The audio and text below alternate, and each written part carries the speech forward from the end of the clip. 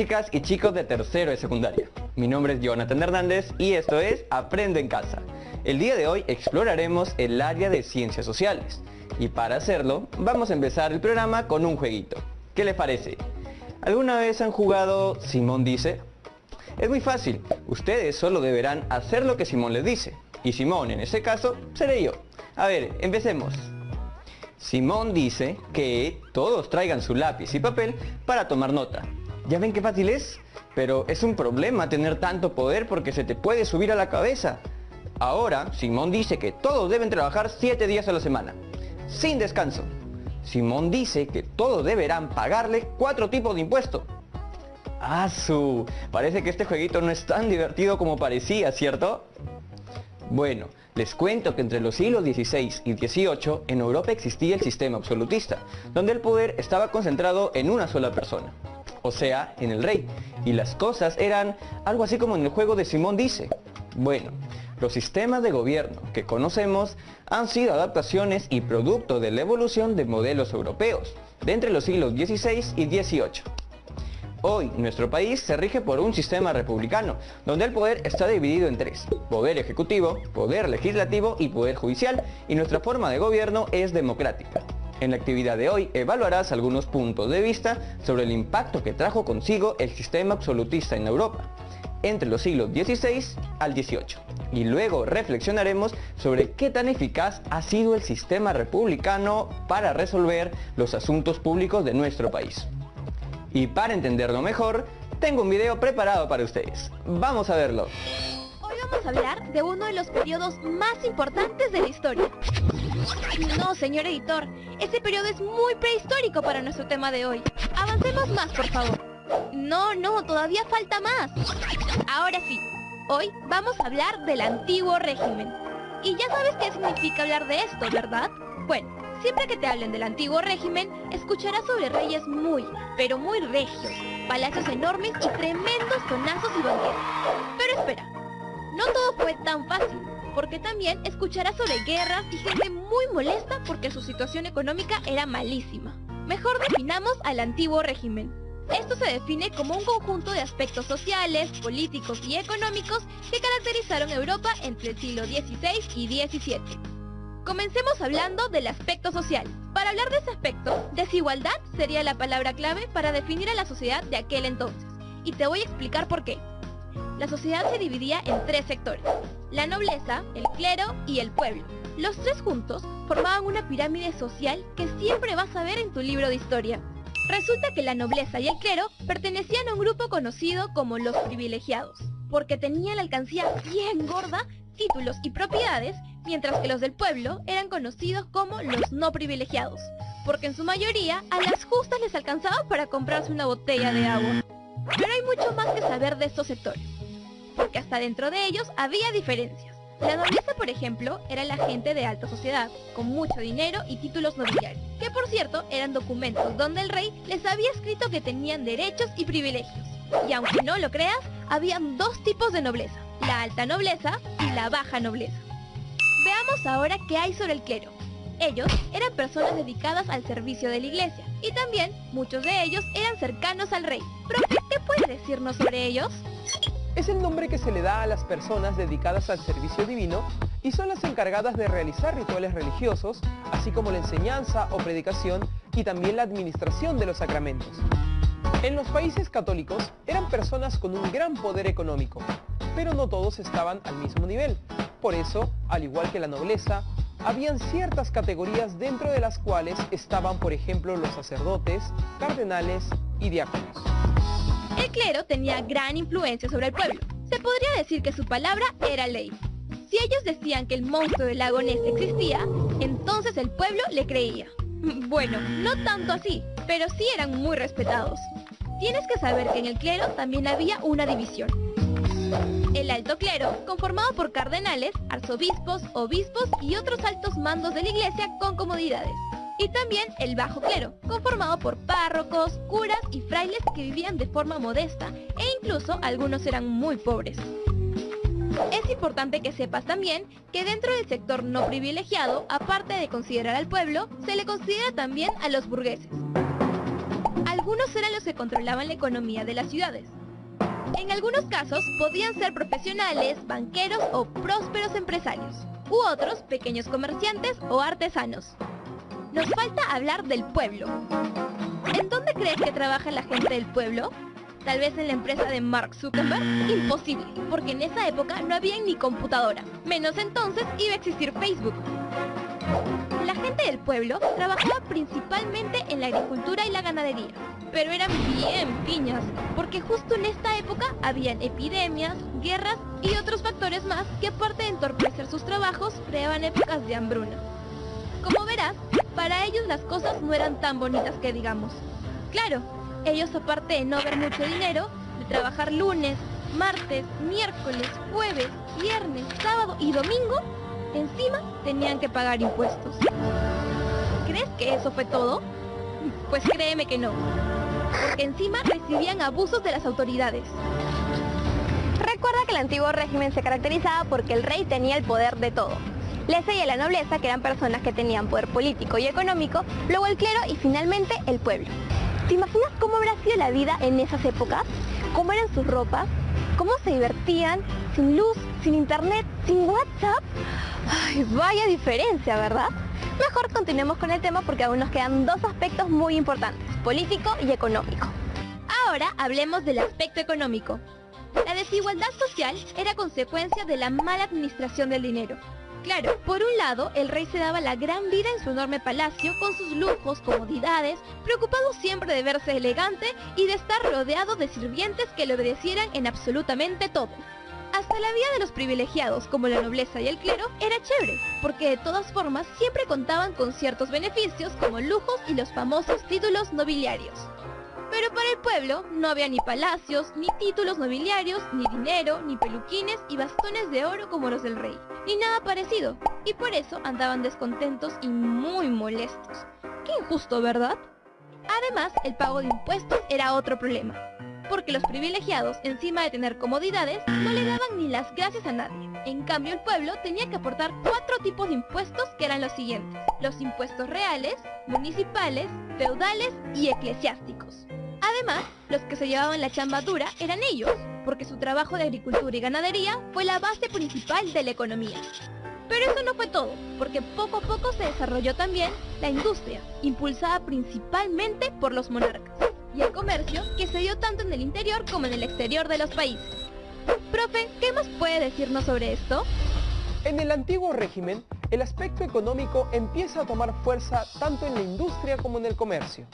Por un lado, la industria fue impulsada por los reyes, quienes al tener gran poder y dinero intentaron poner grandes fábricas que en realidad terminaron siendo grandes talleres artesanales. Por otro lado, el comercio exterior estaba mejorando mucho con el intercambio de bienes entre Europa y América, mientras que, por el contrario, el comercio interno se deterioraba debido a diversas dificultades que no le permitieron prosperar. Nos falta hablar del aspecto político del antiguo régimen. Lo que debemos saber aquí es que la forma de gobierno fue la monarquía absolutista, lo que se define como la forma de gobierno en la que el rey tiene el poder de todo. Pero como en Tiempo para Aprender queremos que todo te quede claro, comencemos hablando de la situación política europea en el siglo XVII. Resulta que esta estuvo marcada por la Guerra de los 30 años y por los cambios políticos que ocurrieron en España, Inglaterra y Francia. La Guerra de los 30 años se dio entre 1618 y 1648. Todo comenzó en Alemania, donde inició un conflicto religioso entre los protestantes y los católicos. Esto se extendió y al final intervinieron Holanda, España, Inglaterra, los estados germánicos, Dinamarca, Suecia y Francia, un bando a favor del catolicismo y otro en contra. Es por eso que el conflicto pasó a tener como motivo principal la supremacía política en dicho continente. La guerra terminó con el Tratado de Paz de Westfalia, donde Francia terminó siendo visto como el país más poderoso del continente, mientras que España perdió poder. Pero, ¿cuál era la situación por la que estaba pasando España? En grandes rasgos, el país andaba en el declive, en un apocalipsis interno. Era la real decadencia. porque no solo había perdido poder con la Guerra de los 30 años, sino que también se dieron conflictos internos como la Guerra de la Sucesión Española y una fuerte crisis demográfica a causa de las guerras, donde había la peste y hambruna, por lo que muchos españoles optaron por agarrar sus cosas y mejor venirse para América. Pero si España estaba así de mal, ¿qué pasaba en Inglaterra? Veamos. En el siglo XVII en Inglaterra se dio una fuerte revolución política. O sea, habían fuertes disputas entre ver qué sistema se establecía. Las opciones eran o un sistema monárquico o la democracia. Luego de tanto conflicto, llegó la calma, con la Revolución Gloriosa, donde Guillermo de Orange juró una declaración de derechos donde reconocía las libertades de su gente y establecía las limitaciones del poder de la realeza. Por último, veamos la situación política de Francia en el siglo XVII. Resulta que en la primera mitad de ese siglo se buscó sentar las bases para alcanzar la supremacía de Francia. Profe, ¿qué puede decirnos sobre esto? Además, como parte de su política, fue él quien propició que Francia intervenga en la Guerra de los 30 años, lo que terminó siendo positivo porque fue luego de este hecho que el país surgió como la nueva gran potencia europea. Ya hablamos del aspecto social, económico y político del antiguo régimen. El antiguo régimen se define como un conjunto de aspectos sociales, políticos y económicos que caracterizaron a Europa entre el siglo XVI y XVII. En el aspecto social, la desigualdad saltaba a la vista y esta se dividía en tres sectores: la nobleza, el clero y el pueblo. Los dos primeros pertenecían a un grupo conocido como los privilegiados, porque tenían la alcancía bien gorda, títulos y propiedades, mientras el pueblo era conocido como el grupo de los no privilegiados, porque no tenían tantos recursos. En el aspecto económico, la ganadería y la agricultura fueron las principales fuentes de producción, pero también comenzó a surgir la industria y el comercio. En el aspecto político, funcionaba un modelo de monarquía absolutista, lo que quería decir que el rey era la única persona en quien se centraba todo el poder. Por último, aprendimos que la situación política europea del siglo XVII estuvo marcada por la Guerra de los 30 años y los cambios políticos que se dieron en España, Inglaterra y Francia. El poder se centró solo en el rey, quien lo manejaba todo, mientras que el pueblo pasaba por una serie de carencias. ¿Crees que esta forma de gobierno hubiese propiciado un correcto desarrollo en los países? ¿O por el contrario, hubiese provocado más revueltas y guerras? La concentración de poder en una sola persona no parece ser una opción correcta, pero esto es solo algo que no solo se ha presentado en siglos pasados, sino también en la actualidad, y no ha resultado ser algo muy positivo para la sociedad. Como sabrás, aún existen reyes en algunas partes de Europa, como el rey Felipe en España o el rey Guillermo en Holanda, con la diferencia que ahora son personas que no llevan ningún régimen autoritario, sino más bien se debe principalmente a una cuestión de respeto por seguir la tradición. Entre los siglos XVII y XVIII, en muchos estados europeos como España, Francia, Austria-Hungría y Rusia, se optó por seguir el absolutismo. Pero, ¿sabes qué es el absolutismo? Te explico.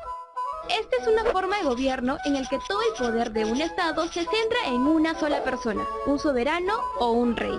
Y cuando pensamos en un rey, seguro lo primero que viene a nuestra mente es una corona de oro, un palacio enorme y harto dinero, como para comprarte una bici nueva y todo lo que se te venga a la mente. Es cierto, el rey tenía todo eso y mucho más. Pero además, en el sistema absolutista no había división de poderes. El poder ejecutivo, legislativo y judicial eran ejercidos por la misma autoridad, el rey. Imagínate, nadie lo controlaba ni supervisaba. No vas a pensar que se la pasaba todo el día jugando póker o tomando un baño en sus tinas de oro, ¿verdad? Para nada. El rey también tenía que cumplir con funciones políticas, como comandar ejércitos, determinar impuestos, brindar o quitar privilegios, y dirigir la administración entera del Estado. Para imponer su autoridad, el rey tenía un ejército con el que conquistaba pueblos y se defendía o atacaba a otros estados extranjeros. También eran ellos quienes tomaban las decisiones sobre lo que se hacía o no en su gobierno. O sea, si el rey quería, hasta podía darle WhatsApp gratis a todo el pueblo. Ok, no. Eso sí, para tomar decisiones, casi siempre eran asesorados por sus consejeros, aunque eran ellos quienes tenían la última palabra.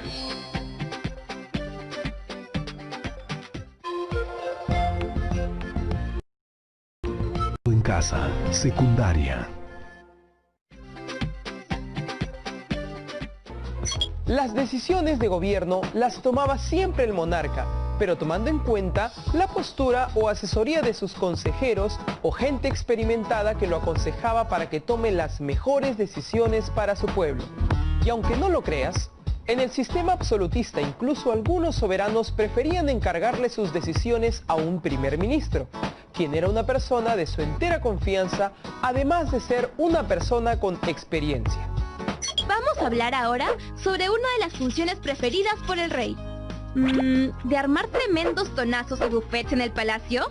No, ya sabemos que eso también hacían, pero me refería en realidad a la cobranza de impuestos, ya que esto les servía para poder financiar la burocracia, la corte y el ejército. Ah, y de paso, darse la gran vida. Pero un momento, ¿quién crees que le otorgaba tremendo poder al rey? ¿Un extraterrestre tal vez? Imposible. Esto era porque se decía que el rey había recibido un nombramiento por parte de Dios. Es por esto que no era necesario que ganaran un Oscar para que la gente los alucinara como lo máximo, porque tenían el respaldo de los religiosos, filósofos y juristas de la época. Y fueron precisamente ellos quienes plantearon fundamentos teóricos del absolutismo. Hay especialmente dos de ellas que son las más conocidas, las de Jacques Bossuet y Thomas Hobbes.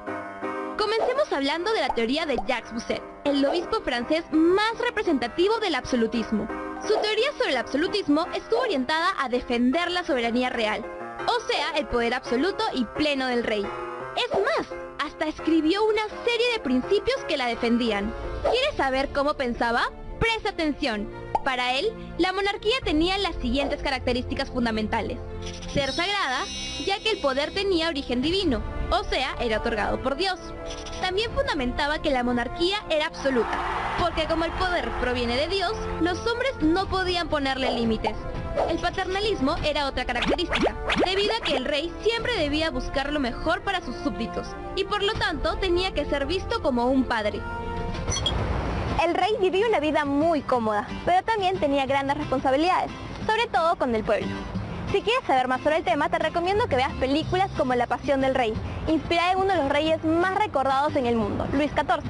O también puedes ver María Antonieta, una película increíble que fue grabada en el mismo Palacio de Versalles. ¿Puedes creerlo?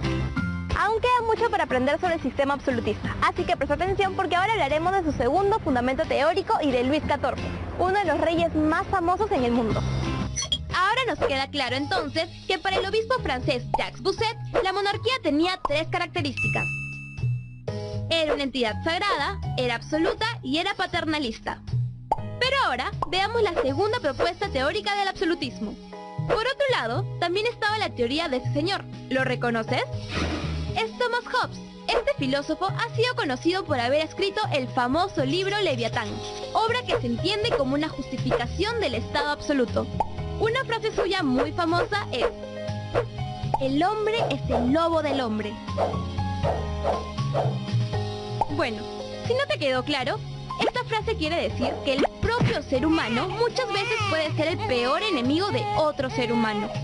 Lo que creía Hobbes con respecto al absolutismo es que este era el único sistema político capaz de crear una paz social y convivencia con todos.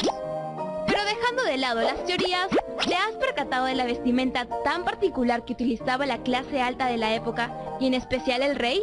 La clase alta usaba telas finísimas, pero en vestimenta al rey nadie le ganaba, porque aparte de usar su corona y cetro como símbolo de mando, tenía una espada que lo representaba como el ser de máxima justicia y un manto real. Pero eso no era todo, porque también se ponían peluquines y tacones para aumentar su altura y elegancia. Definitivamente todos unos divos. Pero quiero preguntarte algo. ¿Sabes con quién comenzó todo ese sistema absolutista? ¿Quién fue el rey que sentó las bases? No. No piensen que fue el rey de la selva, porque estamos hablando de Luis XIV, el rey Sol, que fue quien sentó las bases del absolutismo y también al que posiblemente le quitaron su osito de peluche para darle su bastón real. Porque fue nombrado rey cuando tenía tan solo 5 años de edad. ¿Te imaginas gobernar un país a esa edad? Te apuesto que a los 5 años tú solo pensabas en tus juguetes. Profe, ¿qué más puede contarnos de Luis XIV? Obviamente, Luis XIV, siendo un niño tan pequeño, no podía gobernar. Así que su madre, Ana de Austria, autoriza al primer ministro Julio Mazarino para que gobierne.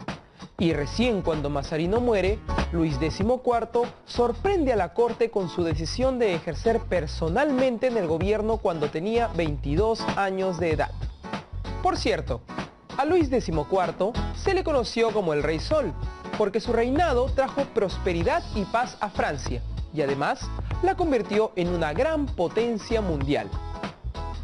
El rey más popular de la farándula europea, Luis XIV, no tenía el cetro, la corona y bueno, tampoco sus lindos tacos de adorno.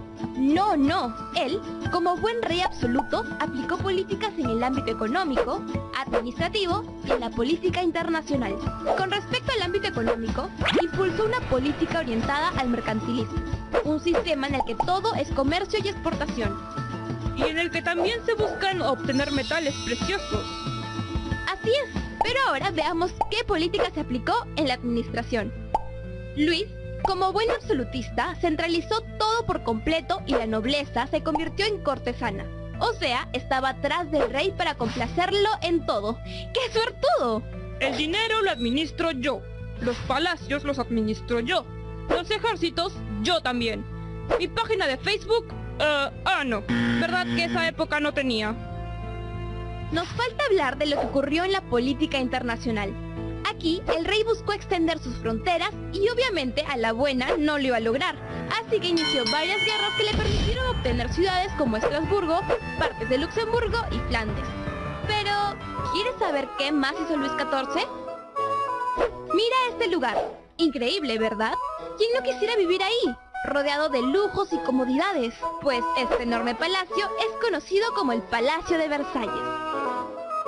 Su construcción fue ordenada por Luis XIV para mantener a los nobles y funcionarios de gobierno bajo su control. Es por eso que Versalles es un símbolo del absolutismo y uno de los complejos arquitectónicos monárquicos más importantes de Europa. Tanta es su importancia que la UNESCO lo declaró Patrimonio de la Humanidad en 1979. Por todo lo que hemos visto sobre el gobierno absoluto de Luis XIV, es que este sistema se expandió a otros países de Europa como Prusia, España, Portugal, entre otros. La vida de la corte en Versalles giraba en torno a la persona del rey, quien tenía todo a sus pies. Actualmente, en este palacio se reciben a jefes de estado de otros países. Además, cuenta con varias secciones abiertas para que todos conozcan la historia de Francia. Imagina qué alucinante debe ser estar en un lugar así, donde en algún momento pasaron reyes y gente de la alta sociedad. Ya hablamos del absolutismo político, así que veamos cuánto has aprendido. El absolutismo político es el sistema en el que todo el poder de un país se centra en una persona, el rey. Luis XIV, también conocido como el Rey Sol, fue el máximo representante del absolutismo, además de ser el que sentó las bases de este sistema. Recuerda también que este sistema estuvo fundamentado principalmente por dos teorías, la de Thomas Hobbes y la de Jacques Bousset. Ambas teorías concluían lo siguiente: absolutismo igual a poder total de la monarquía. Además, vimos que el Palacio de Versalles es un símbolo del sistema absolutista, ya que este lugar fue construido para que el rey pueda tener bajo su dominio a los cortesanos.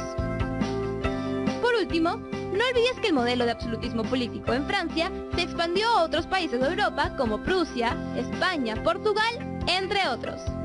Ahora que entiendes en qué consistía el absolutismo, ¿qué te parece esta forma de gobierno? Si tú fueses parte del pueblo, ¿estarías de acuerdo con que el rey estuviese a cargo de todo? ¿Crees que la población tenía una actitud positiva ante un rey absoluto? Es cierto que hubo reyes muy buenos como Luis XIV, pero nunca es positivo que el poder se emplee como en el absolutismo. Precisamente, el hecho de que el poder se haya centrado en una sola persona le trajo problemas a Europa en los años posteriores. Ya estamos de vuelta. ¿Qué opinan del video que acabamos de ver? Ahora ya sabemos qué caracterizó al antiguo régimen, tanto en lo económico como en lo social y político. Y seguramente ustedes ahora se están preguntando, pero Jonathan, ¿qué tiene que ver este régimen absolutista con nuestro país? Chicas y chicos, para reflexionar sobre esta pregunta, tienes que cuestionarte sobre las ventajas y desventajas que trae cada sistema político. Y ahora ustedes deberán hacer ese análisis.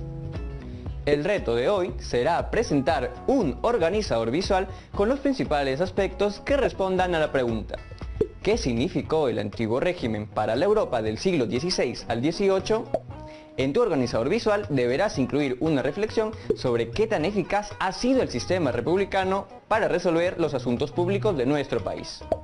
Recuerden que pueden compartir todo lo aprendido con sus primas, amigos, vecinas o familiares, y que es importante que siempre registren sus trabajos y que los guarden en sus portafolios. Así tendrán archivadas todas las evidencias de sus aprendizajes. Bueno, chicas y chicos, esto ha sido todo por hoy en Aprendo en Casa.